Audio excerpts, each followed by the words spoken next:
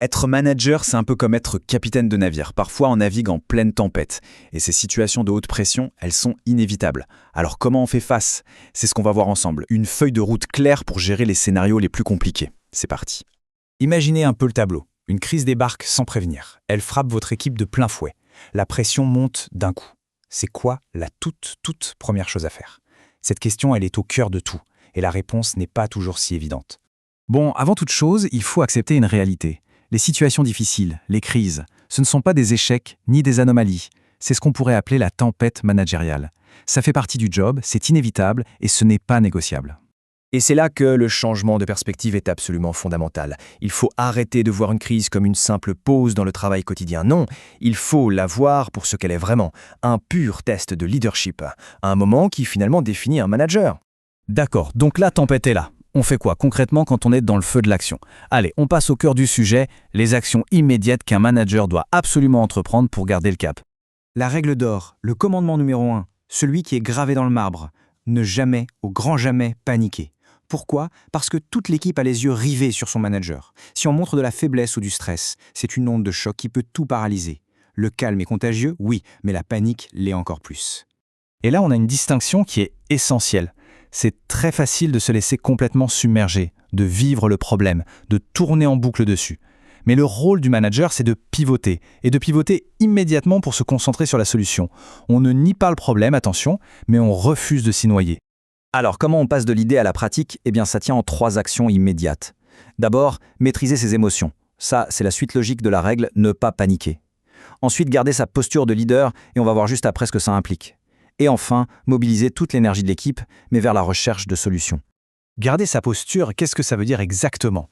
Le point le plus important, il ne faut surtout pas se jeter dans l'opérationnel et faire le travail d'un membre de l'équipe. C'est l'erreur classique. Non, le rôle du manager, c'est de rester le chef d'orchestre, avoir la vue d'ensemble, coordonner et réorganiser le travail pour que l'équipe puisse encaisser le choc. Et un bon chef d'orchestre, qu'est-ce qu'il fait? Il écoute ses musiciens. En pleine crise, la plus grande ressource, c'est l'équipe elle-même. Le manager doit aller puiser dans l'expérience de chacun, écouter les idées.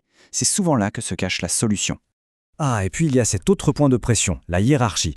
La tentation peut être immense de passer du temps à se justifier, à expliquer pourquoi les choses ont dérapé. Mais pendant la crise, chaque minute est précieuse. La priorité absolue, c'est l'action, la résolution. Les explications, ça viendra bien plus tard.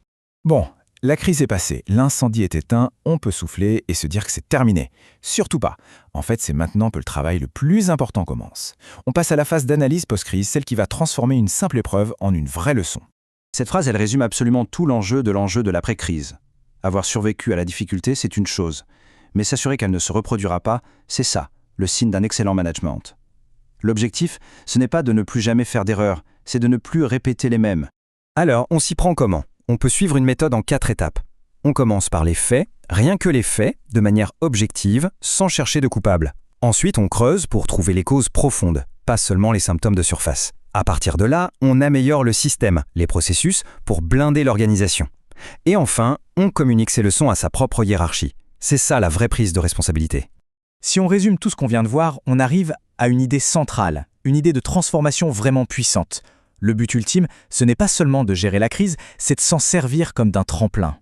On peut d'ailleurs donner un nom à cette super compétence, la résilience managériale.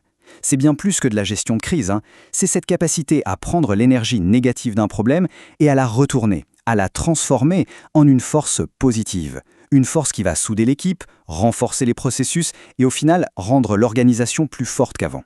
Et donc, tout se résume à cette question. La prochaine difficulté, le prochain grain de sable dans la machine, est-ce que ce sera vécu comme une menace qui paralyse ou comme une opportunité de montrer son leadership, de faire grandir son équipe et de progresser? Le choix de la perspective, il appartient à chaque manager.